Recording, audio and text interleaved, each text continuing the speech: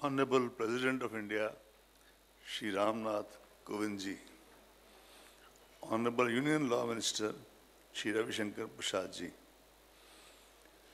my esteemed fellow election commissioners, Sushil Chandra ji, Rajiv Kumar ji, Shri Umesh Sinha, Secretary General of Election Commission of India, distinguished leaders of political parties, guests, future and new voters, national award winners, ladies and gentlemen. Today, as I speak before this very distinguished gathering on the occasion of 11th NVD, two distinct images capture my mindscape. In fact, the mindscape of the Commission, I should say. The first one of the Commission presenting the due constitution of Lok Sabha 2019 to the Honorable President of India on 25th May. And the other image is of the Election Commission paying our tributes to the father of nation at Rajghat after the successful conduct of Lok Sabha elections and more recently Bihar Assembly elections. A melange of emotions overpowers gratitude, pride, solemnity, humility, relief, and confidence of the things to come. It is indeed a matter of great honor for us to have the Honorable President as chief guest at this NVD function. His esteemed presence inspires us to work even harder towards the fulfillment of our constitutional mandate of conducting free, fair, robust, ethical, transparent election, and now safe elections, and also in the process, participation of voters in the electoral process.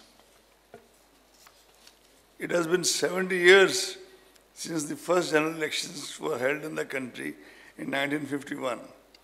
Hailed as a great experiment and having earned the epithet of being act of faith, the experiment has not only succeeded, but has sustained itself.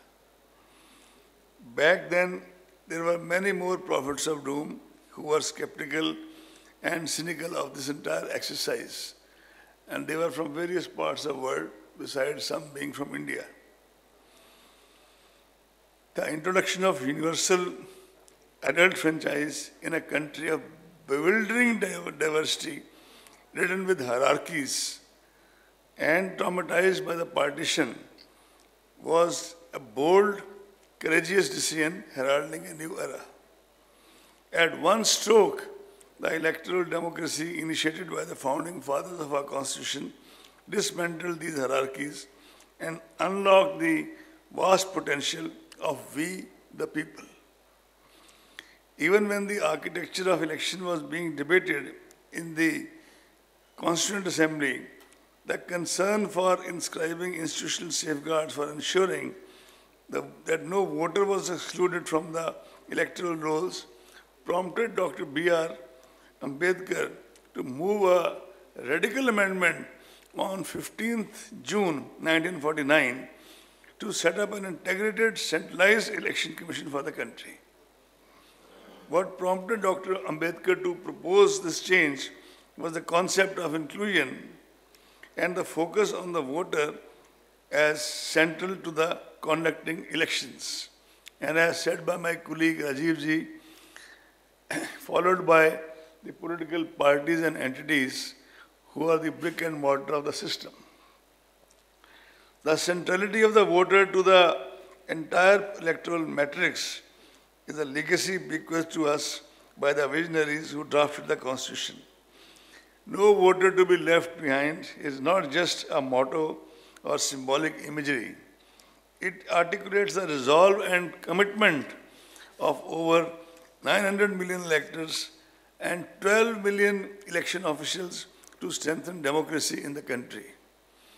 National Voters' Day is a tribute to each and every voter of our country whose presence at the polling stations to exercise his franchise attests to their faith in the Constitution of India. It is an articulation of democratic right of every individual, an emphatic expression of popular sovereignty, viz. The right to choose their representatives. Each year, NVD theme highlights a particular facet of our engagement traced with our voters. Whether it is accessible elections or no voter to be left behind.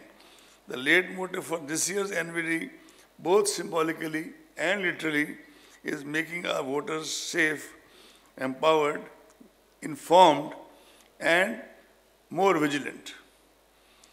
NVD, as has already been mentioned, has completed a decade and placed us at a historic juncture with the gloom of 2020 hopefully behind us and a new decade beckoning us, brimming with hope, healing, and humility.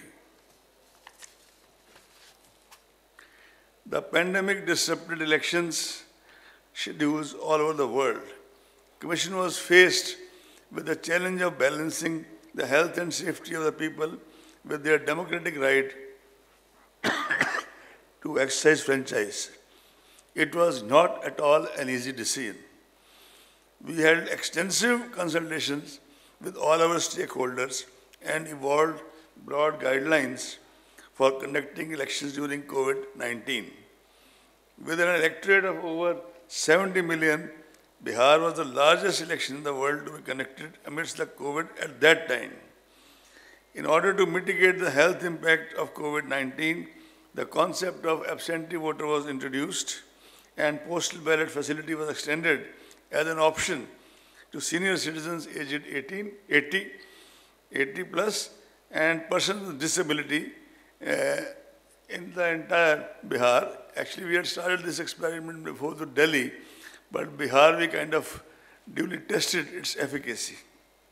The maximum number of voters at a polling station was reduced from 1,500 to 1,000 and the polling hours increased by an hour in order to decongest polling spaces. Nodal health officers are appointed at the state district level to oversee all the COVID-19 related arrangements. Several processes and procedures which were hitherto manual were made available online in view of the prevailing health scenario. With your permission, sir, I would especially like to place on record all the election officials of Bihar headed by the CEO, the police nodal officer, and especially those DMs and SPs. Some of them actually faced COVID during the electoral process, but still rose to the occasion and not only participated, they led their district teams, but also inspired others to do the same. As a result, Bihar has almost become a template for the rest of the country. Thank you, sir. I must share with you that voter turnout in Bihar exceeded that of previous assembly polls in 2015, as well as 2019 Lok Sabha elections, notwithstanding the pandemic issues.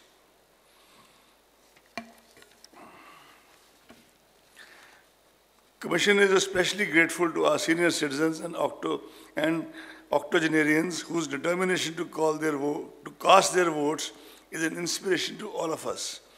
Women voters, as has been said already, have participated enthusiastically in elections and we are grateful to them. Our service voters posted in the remotest areas and treacherous terrains fulfill their duty towards the country by virtue of the call of elections. They also fulfilled their constitutional mandate by exercising their franchise in record numbers in recent elections. This was largely made possible by the new system of ETPBS, which enabled one-way electronic transfer of voters, of the ballot. The year 2021, sir, marks a new beginning with the launch of the e-EPIC or digital voter card facility from today for all our young and newly enrolled voters. We are now preparing for conducting elections in 4 states and 1 UT in the near future. After a round of tours undertaken by our officers of both these states, the Commission also has spent 4 days in Assam and West Bengal, and after 26 January, we shall be going to Tamil Nadu, Kerala and Puducherry.